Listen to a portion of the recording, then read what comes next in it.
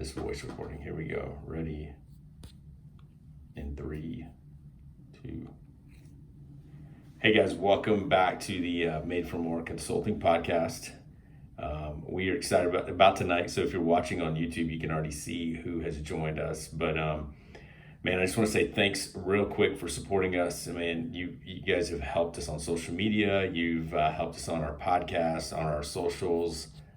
It's just been pretty cool to see how Made4More is taken off, but also the fact that Adina, I know you and I have heard from people that are just saying, hey, you know what, this is helping me, this is helping me. I know people are sharing stuff with you. I had a guy just text me a massive amount of information saying, hey, I'm using the 30-60-90, here's what's going on. It's pretty cool just to hear feedback from people. So again, guys, I just want to say thanks so much. And at the end of the podcast, we'll talk a little bit about the shirts, and if you're watching on YouTube, the hats. So officially there's only one hat out there right now in the wild, and Mark Avalos has that hat. So that was thanks to Adina and Etiana, because I was not going to give him one.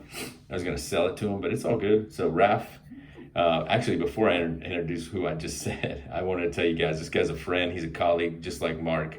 I get to see him weekly. We work together from the business aspect, but we also walk together as I call it mutual confidence, meaning we walk together knowing we're going in the right direction.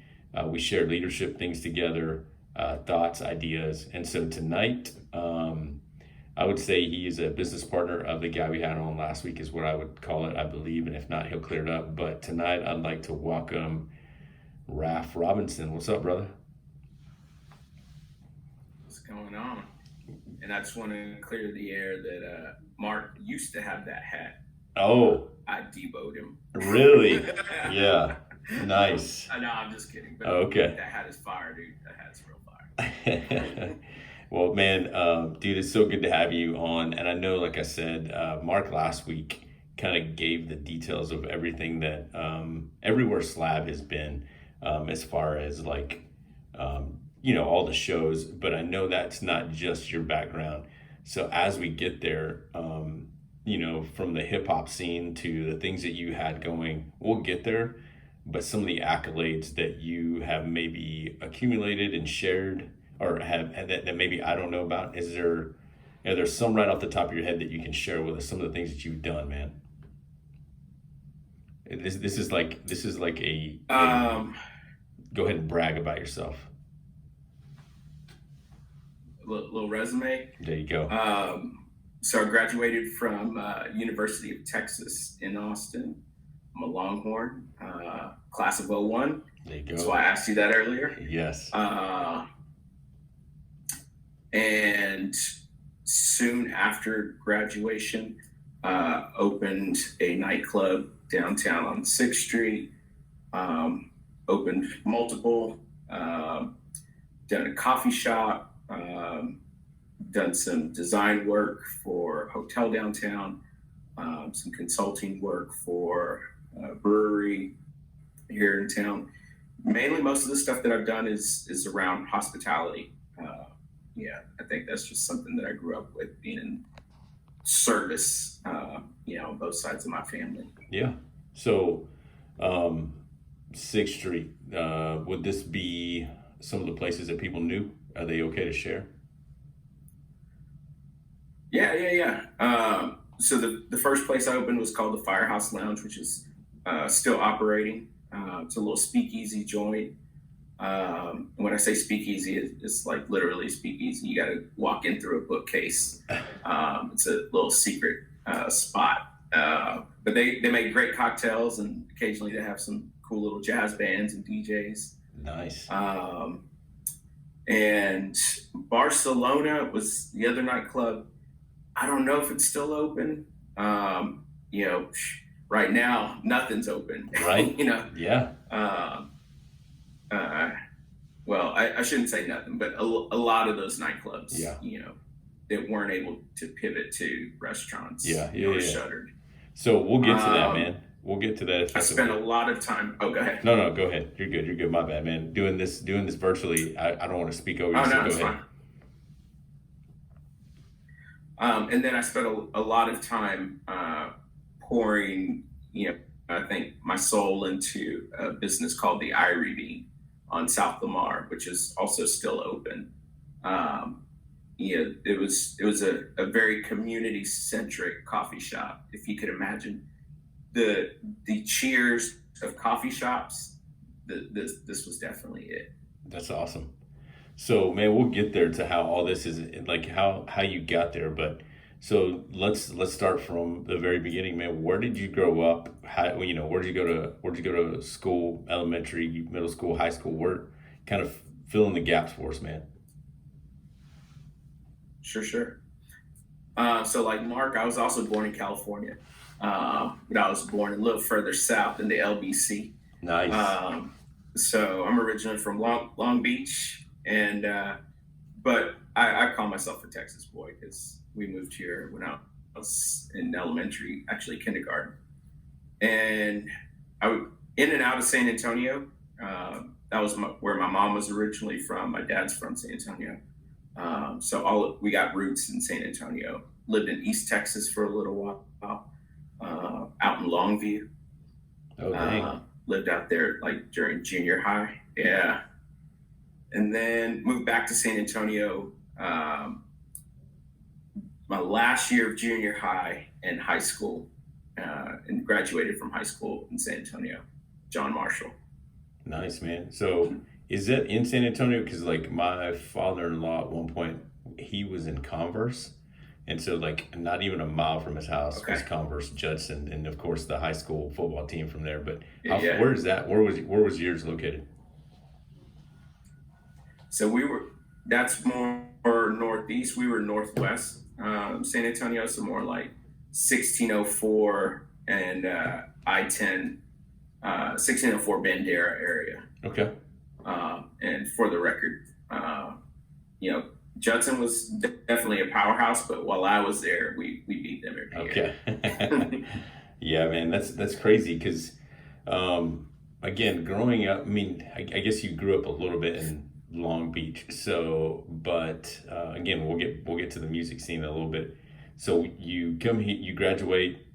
Did you always want to be a Longhorn, or is that just something you go, hey man, they have something that they're offering that I want to go to? How did that connect?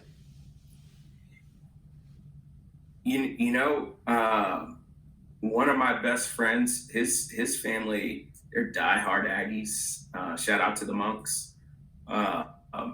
His grandfather was an All-American there. His dad was an All-American there. And so we, in high school, they would take us to the games. And I thought, okay, yeah, I'm going to go to A&M until I visited UT. Yes. And then I was like, oh, man, Austin's where I want to be. That's right. And so, yeah, there's just a vibe here in Austin that it was my speed. And I instantly knew this is where I wanted to be. That's cool, man. What sports did you play?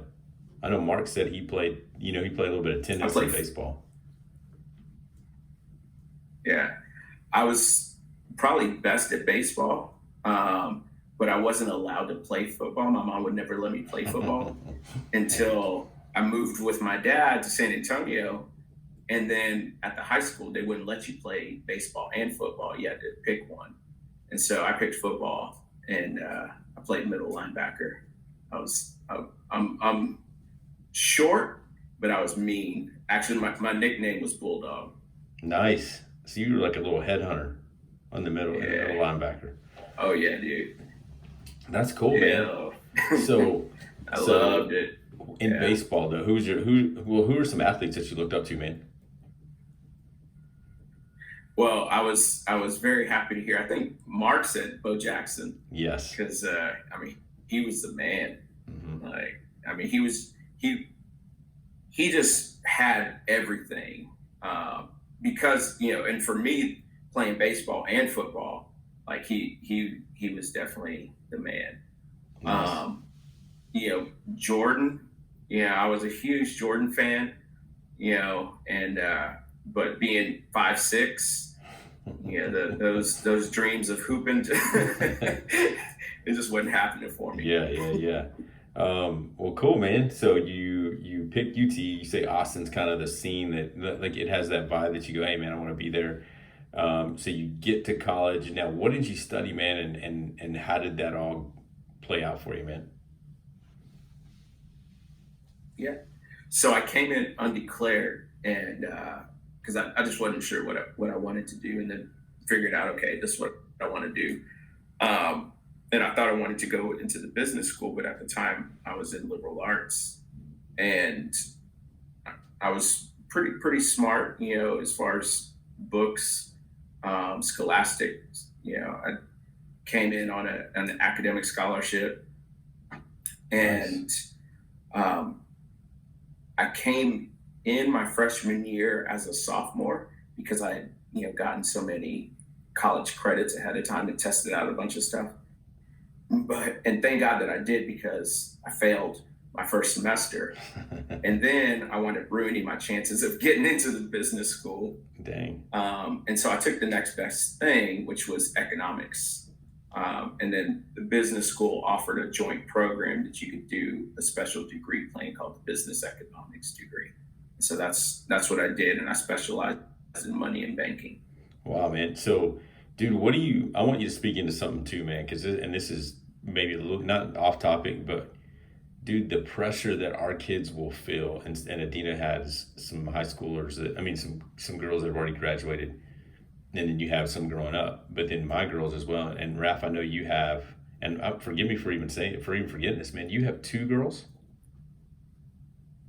Yep, that's right. Okay, and then you're Yep. obviously Maya happily and married. Marley. Yeah. They're 7 and 8. Okay. Yes, sir. And then My wife is Erica. yeah, man, I'm sorry I forgot to even mention that. But dude, I keep thinking when students, even in middle school right now and freshman year, are so pressured into knowing what you're going to do when you go to college, what college to go to. You're saying you went in undeclared. Man, can you speak any life into that? If, let's say, a student's listening to this, they go, I'm feeling the pressure of not knowing what to do. And right now, with COVID, with all the things that are changing, and maybe some things opening up, some things shutting down, how, like, even if a parent is listening of a high schooler to go, man, my child is so anxious because not knowing what to do, I think that is frowned upon, when we should go, hey, that's okay. Keep your freaking option open. Let our kids live a little bit. So is there anything, like, you going in undeclared, how can you speak into that, dude? So, I may not have a popular view on this, Mm-hmm. but if you look at data and the amount of times that people change their career in their lives, even midway through our working lives, we still don't know what we want to do. So to have that expectation on somebody that young is just unrealistic. Mm-hmm. Sure, there's going to be some people that just, they just know, like, this is for me, this is where I'm going. That's not the majority. And so, for me, it was just like, hey, just get the paper, right? Because what I'm seeing is that your first job out of school, and employers really don't care what your major was. It's more about you're getting experience in the workplace. You're learning how to operate. If you're in corporate America, right? You're learning how to operate in corporate America. If you're in banking, you're going to learn how to operate in that. Whatever industry you're in, you're still just learning how to operate in that industry. And you should just be testing it out and just getting your feet wet and see, hey, is this for me? Where if you spend 4 years, just dragging and pounding through something that you don't even know, Yeah. it's at least have fun. Yeah. Yeah, man. That's kind of my philosophy on it. Yeah, and I think you and I know you and I have talked about certain people that, that we either know that are, they're killing it at Slab, and they're young, and they may not have a college degree, and they may still be in high school, but they're enjoying what they're doing. But most of all, dude, they're getting their time in and time out going, I'm in a place that I love, and I'm making it happen. So, yeah, dude, I think just the pressure that's put on our students is pretty intense, and sometimes I think it's unnecessary. So,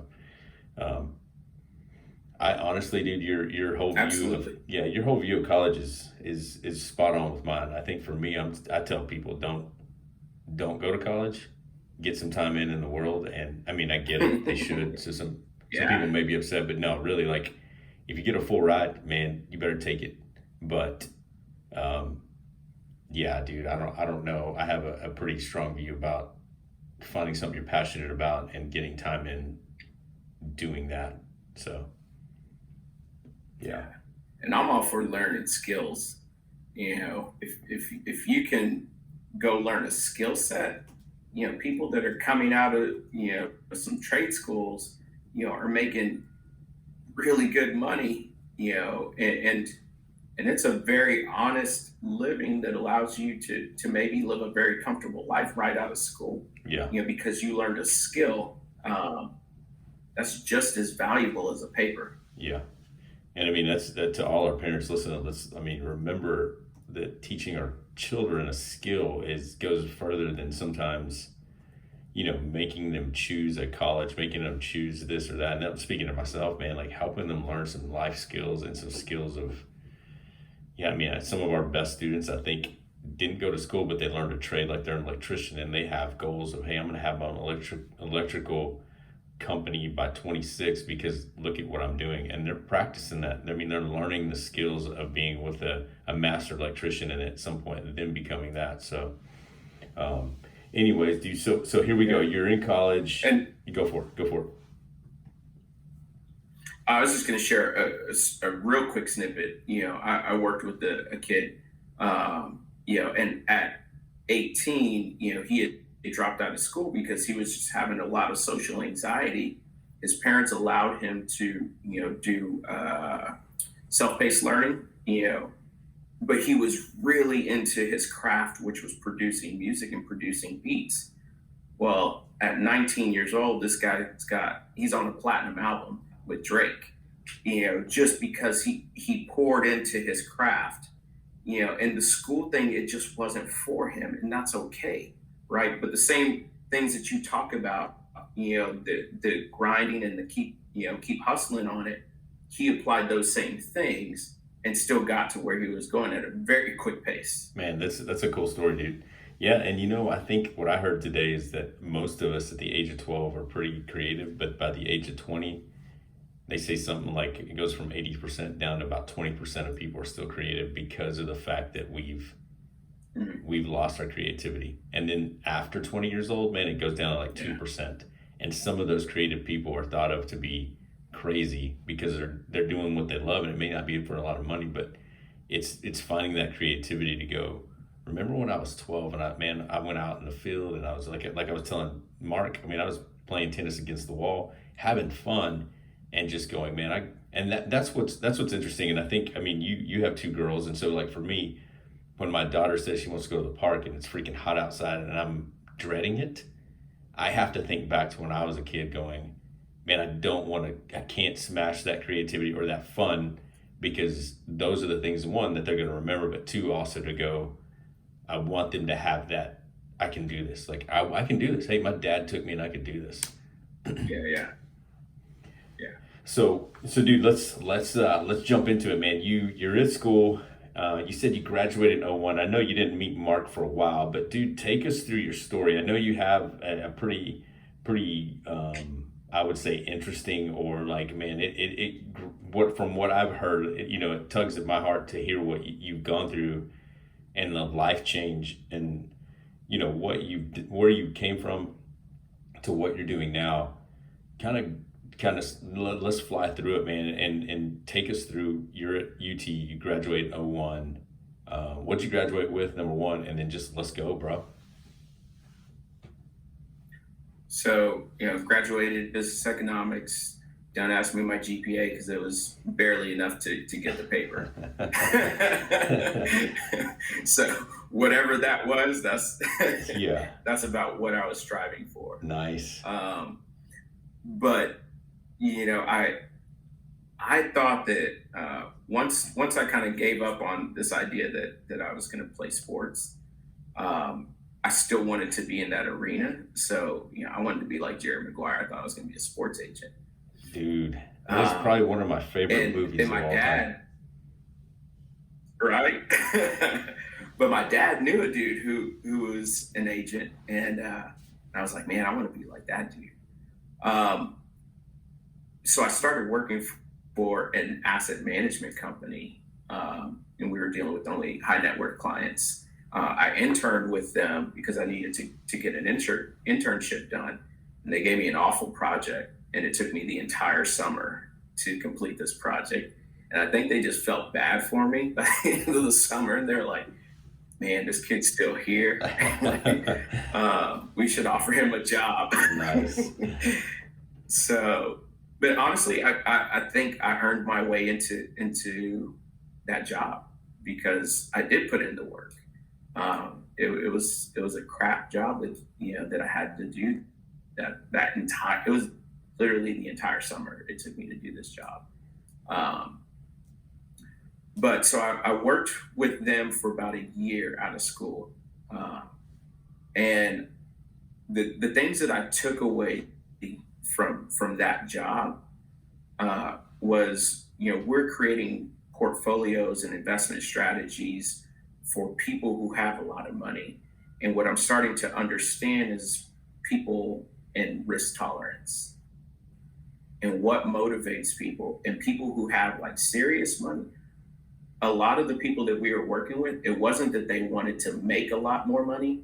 They wanted to just let their money cruise and grow. And so I started just kind of taking that in and saying, okay, if I start my own business, how do I formulate my plan to match up against people who have money like that are willing to invest in something? How do I formulate a plan to basically, I benchmarked some of the portfolios that we created and said, okay, I can benchmark off of that and make my returns and say, look, I'll beat those returns, and then here's how I leverage the risk. And so I was just taking all these things from that opportunity to apply to the next thing that I wanted to do for myself. Yeah. So I wrote a business plan, and the thing, while I was at UT, I started bartending downtown and getting to know people, and I really liked the nightlife. My dad owned some nightclubs in San Antonio, so I was very familiar with the nightlife and just kind of the scene. And, it's a fun scene. Everybody knows you. Everybody wants to be your friend. It's party all the time. And so I started writing a business plan for a club because I would see some of these clubs downtown, and I would see how they were run. And the owners operated a club like it was a playground and not like a business, but they were still making money. And so in my mind, I'm like, man, if I take these business skills and actually apply them to, this nightclub business, like we could do something here. Yeah. And so at 23, we opened our first nightclub. Me and a good friend of mine who is a fellow bartender.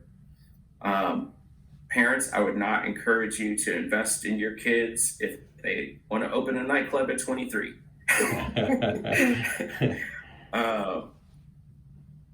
And not to say that my dad, put me out there like that, because he actually discouraged me from doing it. He's like, man, you don't want this you don't want this lifestyle. Yeah. But it was too late. Like I was in it, and we were successful. And so a couple years later, we had an opportunity to open another place. And so went and bought an existing place on 6th Street. And basically what I saw as a deal, and we're able to just turn this place around. It was not making money and made it very lucrative for us. Fast forward to 2006, I invested in a coffee shop with some friends. And as you can imagine, being in the nightlife, I didn't drink coffee because I was never up that early. So I didn't even drink coffee, but there was a heart behind the reason that these friends wanted to open this business, and it was to honor one of our mutual friends, and it was the brother of one of my partners who had taken his own life. But him and her had a dream to open a coffee shop. And, I believed that there was something special about that. And I wanted to be a part of it with them. And then I hit my rock bottom. People talk about hitting your rock bottom, but mine looked a lot different than probably what most people think, because we were doing well. We had kind of made this turn with the nightclubs to where, we were finally making like serious cash, and, just doing silly things with my money. We shut the bar down and took all of our staff to Vegas for a few days, like, just trying to act like P. Diddy, right? Yeah. And I didn't have P. Diddy money at the time. But it just became a lifestyle, and I lived downtown, I worked downtown, I partied downtown. Just everything was just go, go, go, go. Lots of friends, lots of drinking, drugs, and you name it. And that rock bottom moment was, I woke up one day and it was probably like 3 p.m, and I just couldn't get out of bed. I couldn't figure out why. And it was just like, I was just like stuck in bed, and I'm just sobbing. No clue why. And I'm like, what is going on with me? Like, it made no sense. And I was like, something's wrong with me. I called my ex-girlfriend, who's now my wife at the time, but we had split up because that was a bit of a wild time in my life, and she didn't want to have anything to do with that. So, and understandably, and but because we were friends for so long, and because she loved me, through that, we started going to a church. And because my mom had really created this spiritual foundation for me, at a very early age, until I left, when I moved away from her, which was 8th grade. My lifestyle changed a little bit, right? But that spiritual foundation, was solid. And man, I hear it all the time when kids go off to college, and now, they're not required to go to church, and they're starting to think differently because they're having to use critical thinking. Nobody's telling you where to be every minute, every second, right? And for me, my spirituality got shaken during that time because I took this philosophy of religion class, and it just kind of rocked my world a little bit. But how that played out was, I called my mom, and she was like, well, mijo, you need to go to church. And so I'm just like, oh man, that's not what I want to hear. And then my wife is like, I think you need to go see a counselor. I decided to go do both. And during that process, what I found was, in the counseling, quickly realized that I was an alcoholic. And that without any sort of sobriety, I couldn't make clear decisions. And as we started peeling back some of the layers, the alcoholism was coping for some stuff that, some wounds that I had, and just deep hurts that, that just have happened over, my life. And, so, I'm trying to make some changes, but I'm still fully in the lifestyle and not very successful in making the changes that I want to make in my life. Yeah, because I'm like, okay, I'm going to go sober, right? And then all of a sudden, somebody I haven't seen, in years, or some celebrity comes in, and then here we go, and I'm coming home at 5 a.m. It's like, and it was a cycle. And so I found myself on a trip to Mexico it's a whole long story, but I'll keep it short. And basically, um, Erica said, "Hey, there's this group of guys going to Mexico. They're going to build a house for some people in poverty down there, and they're looking for people to translate. For those of you who can't see me, I'm a Blaxican. So my dad's Black and my mom's Mexican, so I speak Spanish. And so I was like, man, I don't know, these church guys, they just won't get me.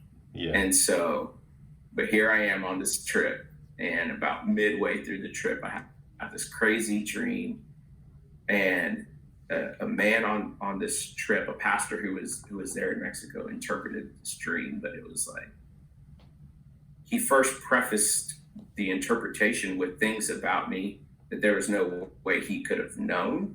And that was like God's way of just kind of validating, like, hey, I'm speaking to you, you better listen. And as he laid out, this interpretation of the dream, it was just like, God, I was completely exposed, right? And God was just like, hey, man, like, and the message in that dream was to let it go. And what God was asking me to let go was this whole little kingdom that I built around myself, that was only serving me, and it wasn't serving me well. And so on the drive back, we were just kind of downloading a little bit about our trip and what we learned and this and that. And I was just like, you know what? Like, it's clear to me that when I get back, I've got to get out of the nightclub scene. And there was a gentleman who was sitting right in front of me. He turns around and he's like, I used to be in the nightclub scene too. And he was like, I just want to let you know, man, it's going to be hard. And I'll walk with you through this process.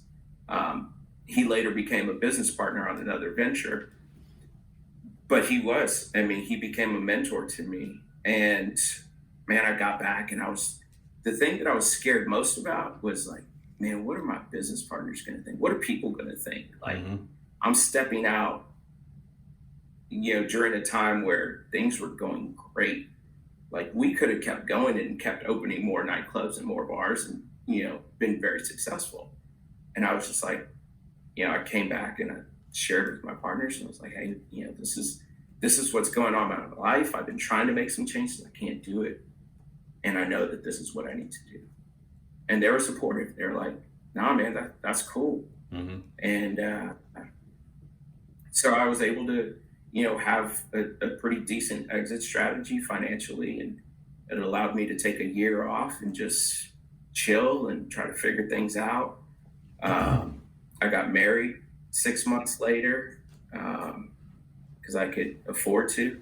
So, Raph, go ahead. One of the things I want to ask you real quick and pause on that is, what do you think the connection of serving others on top of, I know you were hitting your rock bottom, but let's say, I know so many people that probably are at the top of their game that they leave on a trip to go serve, and whether it's God that talks to them or whether they come back changed, what do you think it is about maybe our human spirit or our heart that something happens when you begin to serve others, regardless of the money that you have or you don't have? You think, do you know what I'm saying? Even in the food industry and even what you're doing now, and as a team, what do you think that does? I want you to speak to that whole serving of other people and putting others first. It was the beginning of me understanding purpose. And what I mean by that is, so the family that we built this house for literally lived in a shack with pallets and cardboard. And, this was life transforming, right? This thing that we did. And at the end of it, and we're handing the keys over to the owner of the house, and he's like, man, I would give this all back. He was like, it's not about the house for me, because he's like, what it's about is this relationship that I've built with Raph and the work that God's doing in his life. And I was just like, wow, Dang. like, man, that melted my heart. Yeah. And I realized that it was about, like, life was about relationship. It wasn't about stuff. Mm-hmm. And I was spending all this time and hustle, trying to just add more stuff in my life. And I spent 1 week, with this man in Mexico. And that just, I realized how much just me giving that amount of time could impact people. And it wasn't just about this family, because now, like, what came from that was an orphanage and a church and more houses and an after school program. All the other lives that got touched from that. Mm-hmm.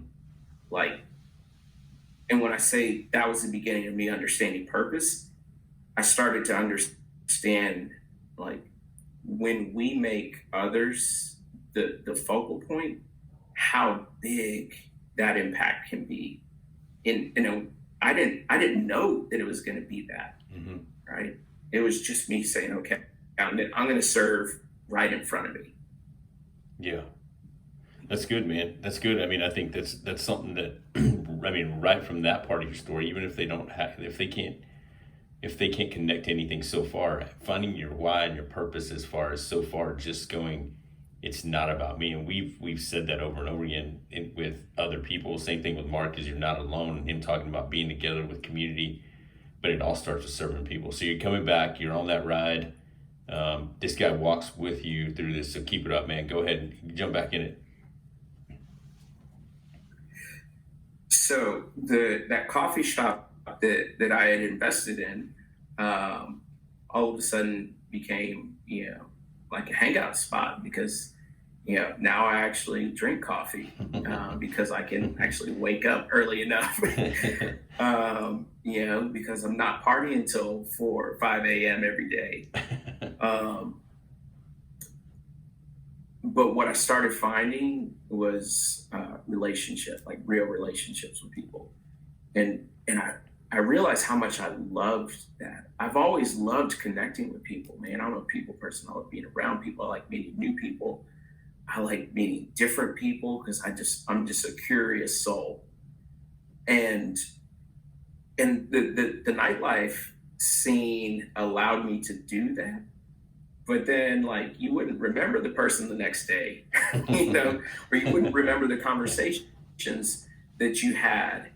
And so, the coffee shop was a healthier outlet for me to create relationship. And the more that I started understanding about purpose, I started understanding, why I was here, and understanding me in terms of my identity and how God made me, all the different pieces and of my makeup that tied into that purpose. I started understanding, like, why do I like people? Why do I like, and it wasn't just through self-discovery. I was just telling somebody last night, if I could attribute one thing to this journey, it's a group of men who have always been a close circle, Mm-hmm. and there's an accountability there because it's a no BS zone. Yeah. Because we believe that if you can't be true and authentic and share everything, even that last 10% that we want to keep, you're only hurting yourself, because nobody else in this circle is. We're not going to be able to do anything for you, even if it's just being an ear or reflecting back, what you're saying, and so that's been an integral part of my life since I came back from that trip because I was invited into a group, and I haven't dropped off since. Yeah. Because I realized that I have to have that. Yeah. So you guys get back, and I mean, I was one, how old are you? And then two, what year is it? Because I thought when Mark told us he reached out to you about a truck, and you asked like 35, and you're like, man, 35 grand is a lot. He's like, no, bro, I'm talking 3,500. Yeah. So I exited the bar in 2008. I met Mark. It was either 08 or 09. So I'd never even been in snow before. And I go on a snowboarding trip with a bunch of dudes that I know. And Mark was one of these guys that, I got introduced to on the trip. And he felt bad for me. And he was like, I used to teach ski lessons. And he gave me some pointers, and he hung back with me, and now Mark can't hang with me, when we go up to the mountain. Just saying, sometimes the student will overtake the teacher. Yeah. So you guys, so he asked for some money, right? And you loaned him it for the truck, or it was the Yes. the Creekmobile, whatever that is. Yeah. The donk. So he's like, and it was funny because the call was just like out of the blue, and he's like, yeah, man, I'm trying to do this trailer thing, and now we need to do this food truck, and he was like, I just need like 35. And I think I asked him, I was like, well, how much do you need? He's like 35, and I was like, okay, 35, okay. I was like, how soon? And he's like, man, well, we found this truck. We're trying to go get it like now. And I was like, man, I need a little time to get you 35 grand. And he was like, no, 3,500. And I was like, oh man, come pick that up. Yeah. And the timing was right because, don't come calling me asking me for $3,500 because I ain't got it. Yeah. I was about to say, dude, if anyone's listening right now, and y'all need a little shag, some kind of truck. Yeah, Raph's the guy. No, I will say that the things that I say yes to now are very much going to be spiritually aligned. And what I mean by that is, I've got to, pray about it and discuss with my number one business partner, which is my wife, because she has a lot of input in that, Yeah. But it's I've got to check with God too. And, I've had to say no to some things that, financially they just made a whole lot of sense, but maybe my values didn't align. Yeah. So Mark calls you give him some money, he buys it. So tell me when you like go all in, bro. Like when you go, hey, I want to be a part of this. So, man, I think it was just like a couple of months later. It wasn't very long after that. And he says, hey, man, things went well at South by, and I just got this call to go look at a brick and mortar location. And he's like, man, I'd love for you to just come take a look at it. He wasn't, at the time, he wasn't, asking me for money. It was just like, hey, I'd love to get your input. Mm-hmm. And so, we go and we check it out. And I was like, yeah, man, this is definitely like, this is right. Like, do it all day. And so I agreed to just come on as a consultant, and they had somebody who was going to be a money partner at the time. Things didn't work out kind of in the last minute. Is that guy fell off. He had some personal situation happen, and but again, to my point earlier, I talked to my wife. We prayed about it, and I felt like the answer was yes. And so, I stepped in to basically take that role as an investor partner. Yeah. I just think it's interesting that, I find you guys pretty successful, man. Yeah, you have 2 locations, but two guys that have a business that's going, other options available for Slab as well. But thinking through the fact that you guys both went to school for something, again, I know yours is that business economics, and I know you're in that business part of it, but man, more so like when you said that God grabbed your heart. Mark is, he's going to sports and things like that, that side of it in college, and then graduating, and then you guys two coming together after he's had this pretty much meltdown of business partner that he had to let go. God spoke to him on 35 and said, "Hey, call Chip." And then you're coming out of this rock bottom moment with God, and God connects the two of you guys. You guys get this brick and mortar. It seems like everything's aligning. You open another location. So tell me, that's in Oak Hill if people don't know, but tell me what connects you to.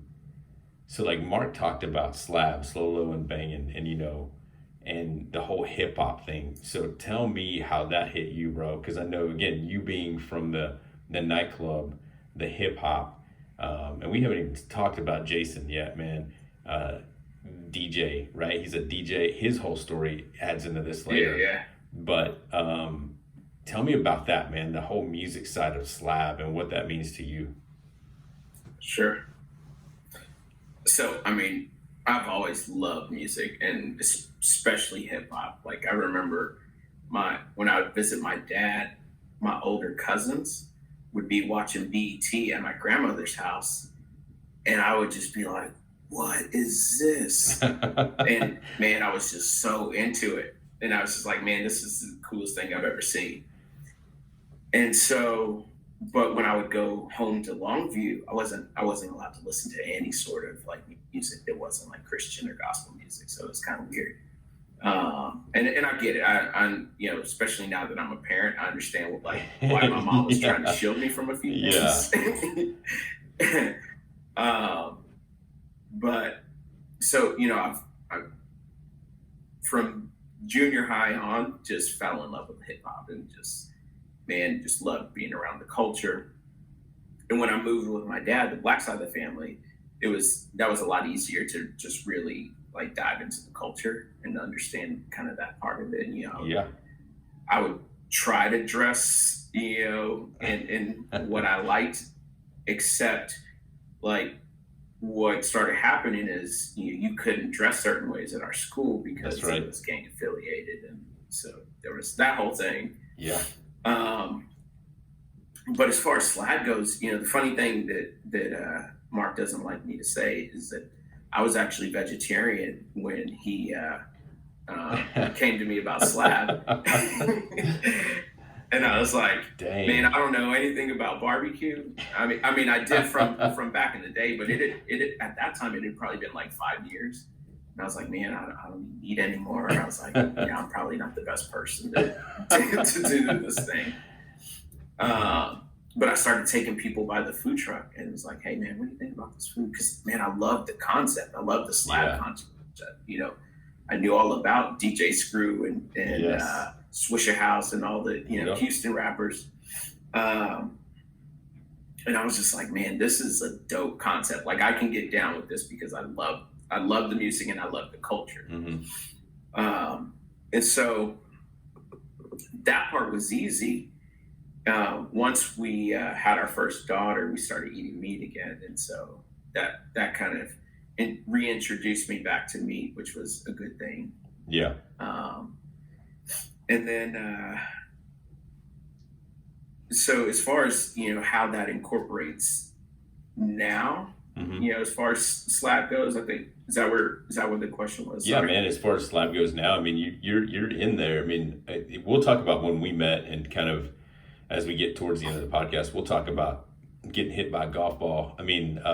We'll skip that. But anyways, but yeah, you being incorporated with Mark and full on business because I can see the difference between you and Mark and working with you guys, and we'll get to that in a second too. The difference between the two of you, and I know what can get at you that won't get at Mark. I know what you're looking at when Mark isn't looking at that, and I know what, and I wouldn't say bugs you, but I know what challenges you, and it doesn't challenge him. But yeah, so you being full in on this business, like what's your role? Like what? I mean, yeah, you got the hip hop mentality. You're behind a new vision in Austin that is different than buying a pound of barbecue. You're going in, we're doing the sandwiches. You got the food truck. People are buying into that. You kind of driving that force, I guess. What from the business side is that kind of your role in that? Sure. And we try to stay in our lanes, as best as we can, and respect, where each other, where our strengths lie, when it comes to the food and, recipes and, that side of it, I will always refer back to Mark. Yeah. When it comes to the brand, I feel like he gets the final say there too, because, this is something he dreamed, right? Mm-hmm. And I feel like I came along for the ride to just help further that dream and help it, realize to the place that he sees it going. Yeah. But I can be a little more obsessive on certain things, specifically cleaning. As you can ask my wife, I'm a little bit of a neat freak. But I would say excellence in everything. Yeah. Even with the food, like, man, I want excellence in everything, and I want to push everybody around me to be excellent. And so in my mind, it's all those details. It's all those little things that, maybe somebody doesn't see that matters, but to me, it does. All those little things add up to be excellent. Yeah, we say keep it 100, right? Every aspect of the business, for people, for employees, for your bosses, for everyone at Slab. You can walk in and you see that sign that says keep it 100. And then the other thing that we said, again, you're that part of it. I know that, again, that if you were to see the dust in the corner that Mark overlooks, it's because of the fact that you care about the people, but you understand that business is all about people. And it's not like as in you want them to buy your product, you want them to know that they're cared for the minute they walk in from that into Slab, because it's the experience that they're going to take away and then go tell someone else about, or the experience that they have themselves when they come back. And I think that's important as well, man, as a leader. But all through what you've gone through and what you've shared with us up to this point to where now we have 2 locations, you and I meet. And I think it was during COVID, right? Mm-hmm. Yep. Yeah, because I remember sitting at a table and we had our masks on. I think. Go ahead. The very first time we met. No, you're right. It was during COVID. Yeah. Yep. Yeah. You're right. Because they brought those wings out with the strawberry glaze, and they were like, "Hey, try this," and I was like, "Bro." Yeah. We got to put this on the menu, because, man, and I'm all about wings, bro. So again, you guys are moving forward. Yeah, that's right. We're moving forward. We got 2 locations. COVID happens, and then we meet. And again, dude, I told Mark the same thing. I'm not trying to sell Made4More. I know that it'll sell itself at some point, and things will go. But what can you speak of that we kind of hit it off, man? I mean, we didn't know each other. Me and Mark didn't, me and you didn't. We sit down, we come up with a plan to go, how can we go from good to better, or from better to excellence? And we talked about keep it 100. We talked about Slab, it being, serve, listen and learn, accountability, and then bust your ass when you're here at work. And again, serving, the S is standing not just for the customers, but for your bosses, for your employees, the people side by side, that carrying of your shield that we talk about. But can you speak to a little bit about how did we get there, man? And maybe what we bring to the table when we meet weekly, some of the things that have changed y'all's the landscape of leadership. Yeah. So, I think what from the jump, what really struck me about you was that you were process driven, and through the course of my career, and being an owner operator, if you're not going to be there all the time, you better have a process so that when you're not there, somebody's going to do it just the way that you believe excellence looks. I believe that excellence looks like this, and this is a process of how to get there. So when I'm not here, I want you to follow this process. Yeah. And you brought those things to the table like very early on. And the other piece was that when you are at the top, meaning the command stops with you, accountability becomes a lot more challenging, because you don't have somebody that's going to say, oh, you're fired, right? And the great thing about Mark and I is that we both are hard workers. If you look at our whole management team, the common denominator is hustle. Like, I put money on each one of our team because they hustle. I know that they're scrappy, they're going to get it done.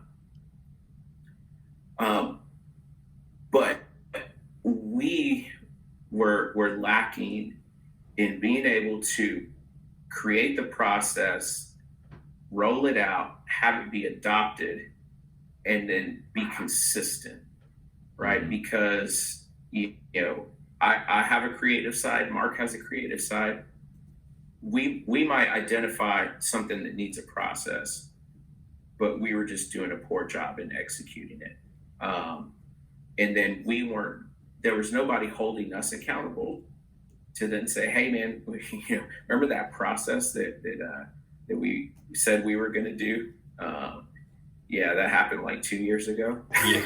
And so, I think bringing on, we both realized that there needed to be some accountability in how we were moving as owner operators to keep us excellent, right? But to also keep us focused, because we wear so many hats. Mark's still, catering director, and he's essentially operations director, and he's, chief quality food control. And he's, putting out fires where, I'm doing marketing, I'm doing finance, I'm doing taxes and bookkeeping with our CPA, and, and then jumping in and doing leadership with our management. So we're wearing multiple hats, and if you're not focused and you don't have somebody helping you stay guided and saying, hey, did you hit these goals?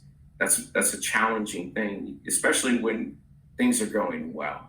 Yeah. If things aren't going well for you, you got a lot more time. But it's, we're trying to make adjustments on the fly, in the air. And so you Made4More and you have really just, I think, helped us to really outline processes, how to execute those processes, our own personal, and company goals. Because that's the other thing, is that it's not just, hey, we're coming in here to make Slab more profitable. We're coming in here to make you guys more excellent. And that's what, I think is what has really resonated with me. It's not about, because we never talk about finances. Exactly. I don't know if you've noticed that. We never talk about finances. Nope. It's always the temperature check is not the financial. The temperature check is, how are your people doing? Are you keeping it 100? Yeah, and I think that goes back to what we said from the very beginning, is if you don't know your people, then your people don't know you, and then they don't know the customer, they don't know the vision, they don't know what you want to do.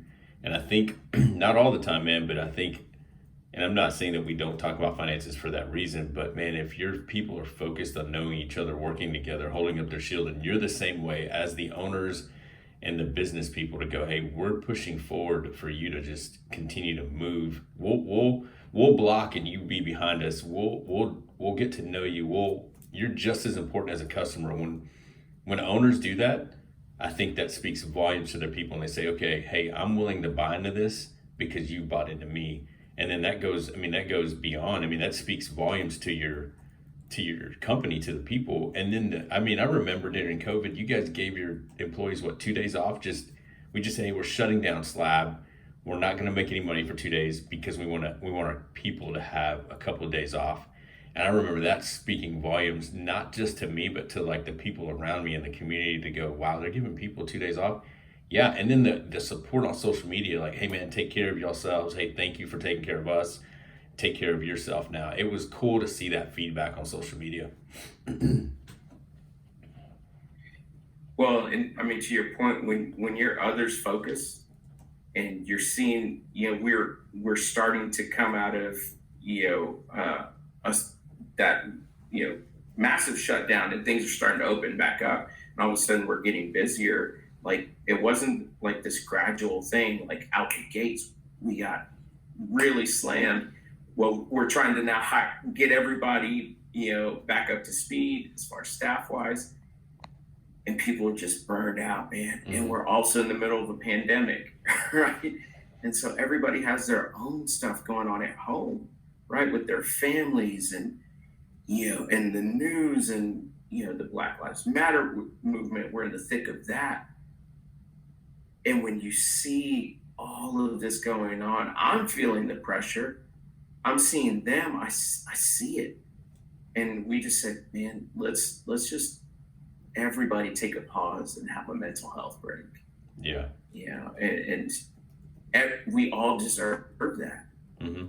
We all deserve that. We all need that. Yeah, man. So before we get to the end of it, man, I have a couple things, but like one of the practical things, can you speak to our leadership, like meetings? Like we meet once a week, and we've done that for almost a year now, versus where if we said there was no meetings going on. How has that helped? Because I know we've said, hey man, I hate meetings, or I've said that before.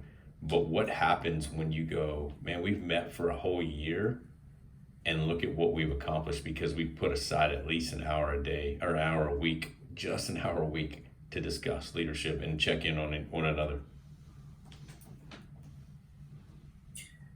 So I'm also a professional coach, and one of the exercises that we do is we ask people to list out the 5 most important things in their life. What are the 5 things you value the most? Mm-hmm. Usually it's like, my faith, my family, my husband, spouse, whatever. And then you say, okay, cool.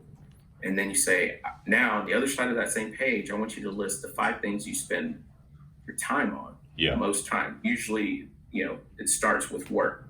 We spend the most time on work. And then, it goes down from there, Netflix and, if we're being honest, right? But then what you get to do is you lay them side by side and you see, do my values align with how I'm spending my time? Yes. And so if we say we value a company culture that has great leadership, that has excellence, that has processes that people understand, that has great communication, that has employee satisfaction, we value those things, but we're not spending any time to actually do those things, we don't truly value those things. That's right. And so, even we could spend a lot more time together working on the things that we do, but just that hour a week and the consistency that it builds, it creates a habit, right? And that's, habits are the things that stick. Habits are the things that are life changing. Mm-hmm. And so that's how I could speak to how the last year those meetings have really helped us. Yeah, and then that's transferred to your GMs and AG. Just the meetings in general to go on company wide. Yeah, there you go. So, dude, company wide. I'm just glad that you stick with me through just talking through some of that, because again, I forget I forget some of the things that we do, and I'm like, you know what, we really actually haven't talked about the financials. But the cool thing is that there's other projects in the making because of how we've pivoted through COVID to go, man, Slab's at a pretty cool place to make some big changes and be better and bigger.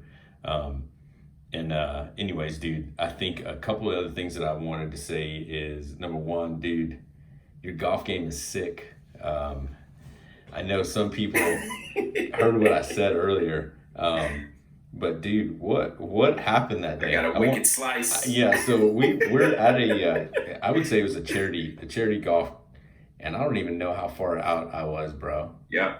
And you knocked the crap out of that ball. I would say about 30 yards. Yeah. And all I know is I heard, yeah, watch out. And out of the corner of my eye, I thought it was going to hit me in the face. So I just cringed. And dude, that ball lit up my ribs, dude, and rolled so far. I was like, what the heck? And you're like, bro, I'm sorry. Oh, man. So we're not all business. So here's the thing. We're like 200 yards out, right? And we had a ball. We're playing a scramble. We already had a ball up there, and you guys are like, man, let it rip. And so I was trying to, home run the ball. And, I think you forgot who you were playing with. And so you start walking towards the fairway, and like I said, you forgot who you were playing with, and I got a wicked slice. It took that turn. Yeah, dude, that was a solid hit, brother. The next morning, I gave you a hard time, man. I was like, I think I woke up, I thought I was gonna have a heart attack because I couldn't breathe. But no, man, we actually have another golf. I was going for it all. Yeah, we have another golf tournament coming up next Friday, so it's not all business. It's fun, man. We get to know each other. So, Raph, one of the questions I asked Mark, brother, if you were going to walk out WWE style into the auditorium, what is the song that's playing when Raph walks out?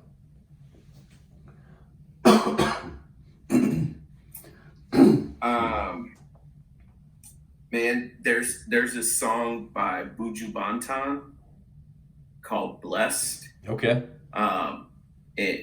But it's hard. Okay. Like it's just, he goes hard on the song. Okay. But it's all about just like, somebody asks you, just tell them you're blessed. Nice. But okay. It's just this, like, when you step out in the ring and you're like, I'm blessed. It's like, man, I know I'm a champion because I'm Zion born. I'm a child of the Most High. Nice. And it's about to go down. Yeah, you don't even have to step in the ring to say you're blessed. Like, yeah, you came in you've already won. So that's legit, dude. Yep. I know Adina was shaking her head yes when you were talking about life coaching or being a coach, because every time we discuss asking people one-on-one where they need to start, she has the same conversations about what do you value, how does that not align. So as we wrap up, before I ask Rafi if he has any closing thoughts, Adina, do you have anything for him? No, one of the things I wanted to ask about is just how over time you've had several different businesses. Like, you've mentioned multiple ones.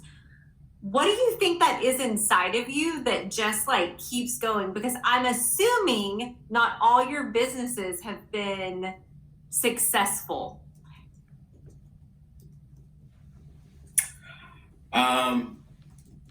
So luckily I've just been blessed that everyone is going well.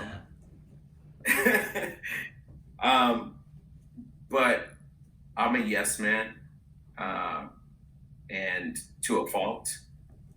And there was definitely a time where I had taken on too much, and God put a real hard stop. I had a stroke at 36 years old, and with zero medical explanation and perfect health. But honestly, I think God was just like, whoa, slow it down, Raph. Because, I think I, at the time, had 5 different businesses going at the same time. Dang. And so I sometimes think that I can do it all. So that's kind of the story behind that. Okay. Man, that's good stuff, bro. I really do appreciate you stopping by, man, and hanging. And I'll make sure you get one of these hats. And the other thing I was gonna say is just, dude, again, thanks for investing in us, man, as in our team, and saying, you know what, we believe in what you're doing. Is there any final thoughts, man, before I close?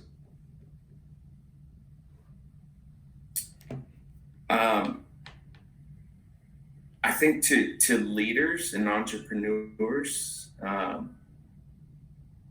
it's not weakness to hire a coach or to hire consulting. Mm-hmm. It's wisdom. There you go. Yeah. So that's the final thought. Nice, man. We need to make sure we quote that. That's good stuff right there. Yeah, it's not weakness, it's wisdom. That's good, man. Yeah, Etienne's over here typing. Well, bro, thanks again for joining us. Thanks for just investing in our time, man. And we're gonna continue to do some great work. Hopefully some big news coming out for the CP soon. Also, before we close, guys, just continue to follow us and subscribe. Share what you've learned with us this week if you can. Just let us know. Check us out on YouTube so you can see what Raph and Adina look like chilling from home. And then, just again, guys, closing, we say this every week, but I mean it from the bottom of my heart. Remember that you exist for more. You are here to offer more. Don't ever give up, because every single one of us was made for more. We'll see you guys later.